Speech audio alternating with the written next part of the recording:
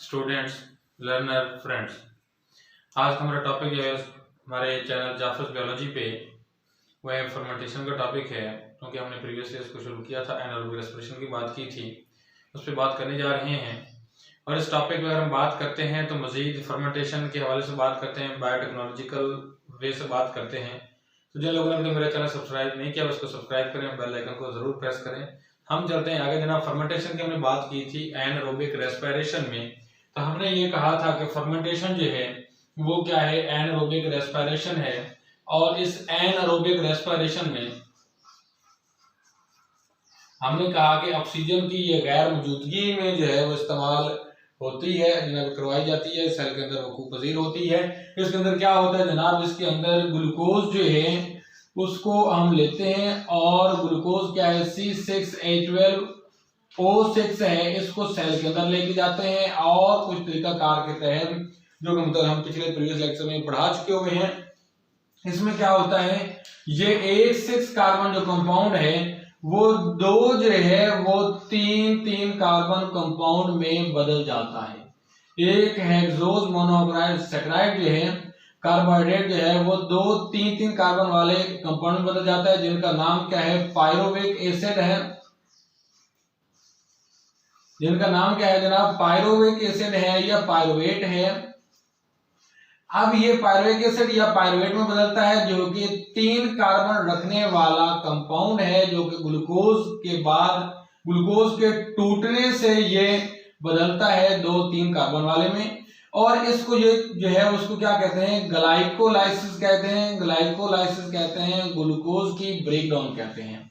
अब इस pyruvic acid को जो है वो मजीद जो है वो लेके जाते हैं, या तो वो 2 वेज में जाता है, एनारोबिक वे में जाता है, या फिर वो एरोबिक वे में जाता है। उसको ऑक्सीजन की मौजूदगी में लेके जाते हैं या गैर मौजूदगी में, दोनों वेज की अगर हम बात करते हैं। लेकिन अगर हम बात करते हैं एनारोबिक की, ऑक्सीजन की गैर मौजूदगी में, उसको एनारोबिक रेस्पिरेशन कहते हैं। लेकिन जिसको फर्मेंटेशन कहते हैं, अब उसको होता क्या है कि ये पायरुविक एसिड जो है वो यीस्ट की मौजूदगी में वो क्या है, इसको फर्मेंट करता है जनाब, अल्कोहल बनाता है। उसका क्या बनाता है, इथाइल अल्कोहल बनाता है, उसका अल्कोहल बनाता है, उसको फर्मेंटेशन कहते हैं। यीस्ट की मौजूदगी में उसको बनाया जाता है, बनता है ये। अब क्या है, इसको हम बायोटेक्नोलॉजिकली यूज कर रहे हैं। बायोटेक्नोलॉजिकली इस फर्मेंटेशन के कौन कौन से वेज हैं जिनको हम इस्तेमाल करते हैं। तो पहला वे जो है वो इसका क्या है, पहला वे इसका है बैच फर्मेंटेशन है, जिसको क्या है, बैच फर्मेंटेशन।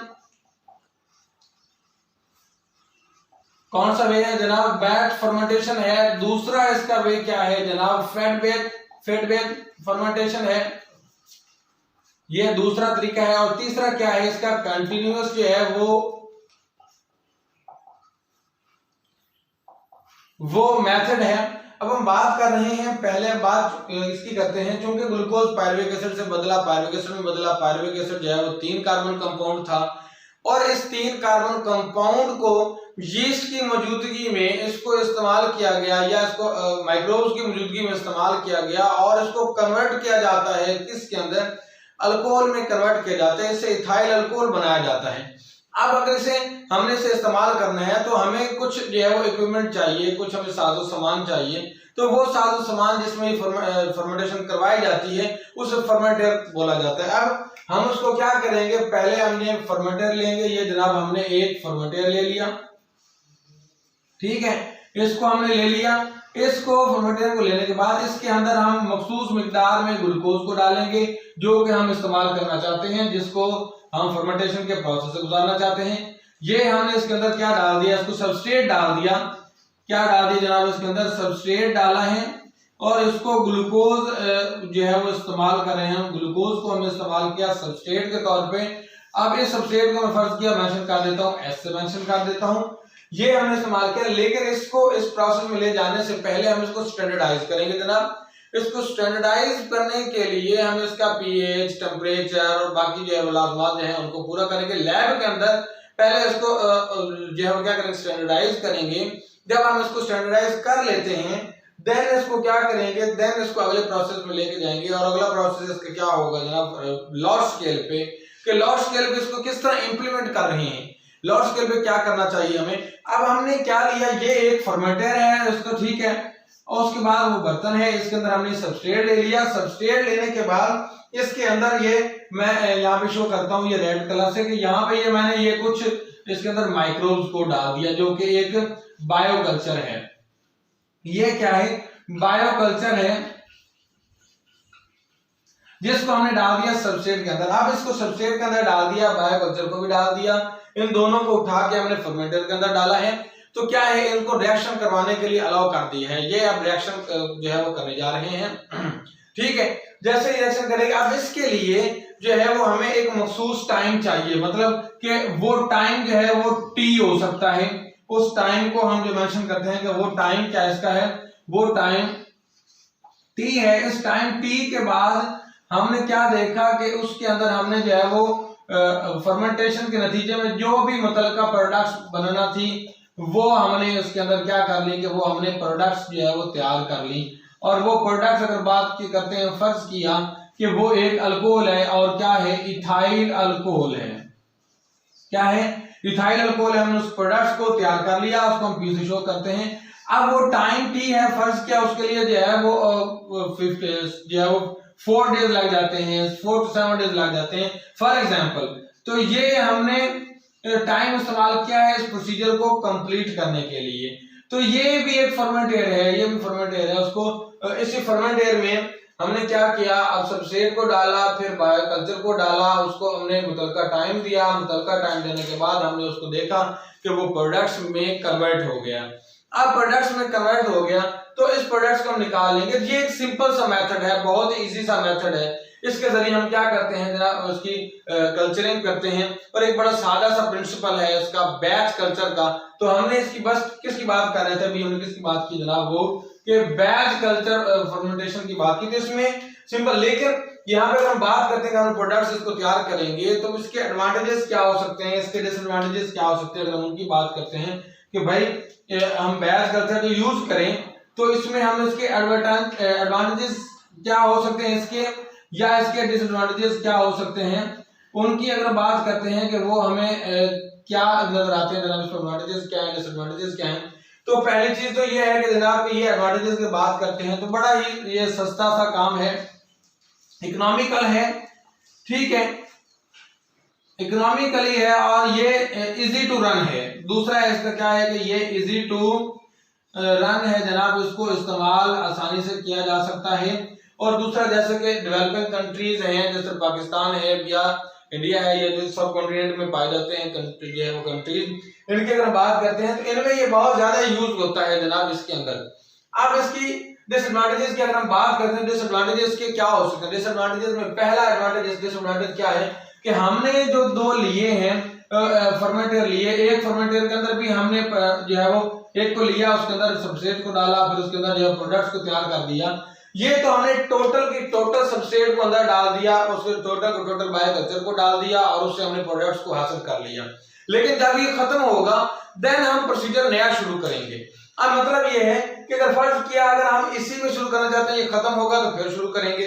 और फर्ज किया इसके अलावा अगर हम ज्यादा टैंक बना लेते हैं, फर्मेंटर बना लेते हैं, मतलब कि हम ज्यादा फर्मेंटर्स का इस्तेमाल करते हैं इकट्ठा, तो ये हमने एक इस्तेमाल कर लिया, हमने एक ये फर्मेंटर इस्तेमाल कर लिया, हमने एक ये फर्मेंटर इस्तेमाल कर लिया। तीनों में हम जो है वो बैच फर्मेंटेशन करवाना चाहते हैं, और तीनों में जब बैच फर्मेंटेशन करवाएंगे तो तीनों में बैच फर्मेंटेशन करवाने के नतीजे में क्या ये पॉसिबल है कि तीनों के रिजल्ट जो है वो सेम हो? ऐसा पॉसिबल नहीं है। तीनों के रिजल्ट जो है वो सेम नहीं हो सकते, उनमें कुछ ना कुछ वैरायटी आ सकती है, उनके कुछ ना कुछ वेरिएबिलिटी आ सकती है। मतलब ये है कि तीनों से जो हमने प्रोडक्ट्स हासिल किए हैं वो कहीं ना कहीं उनकी क्वालिटी जो है वो डेविएट कर रही है, वो दूसरों के साथ मैच नहीं कर रही। तो ये चीज है कि इस फर्मेंटर से जो हमने प्रोडक्ट्स को हासिल किया, जो इसको हासिल किया वो इसको हासिल किया, इनमें एक जो है वो वैरायटी आ गई, इनमें वेरिएबिलिटी आ गई है। क्या है? इनमें वेरिएबिलिटी आ गई है।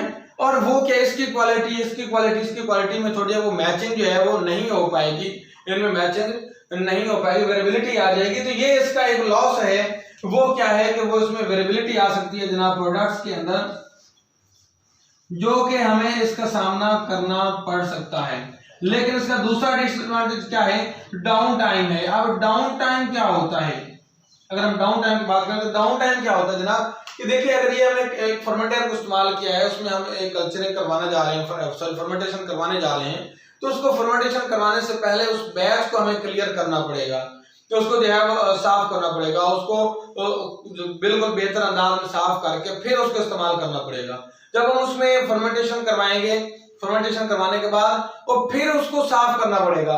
मतलब ये है कि अगर फर्ज किया 7 दिन या 10 दिन उसके लग जाते हैं फर्मेंटेशन में, तो उसको हमें previously before the fermentation process, batch fermentation, हमें उसको तैयार करना पड़ेगा, 3 दिन लग जाएंगे फर्ज किया, ठीक है।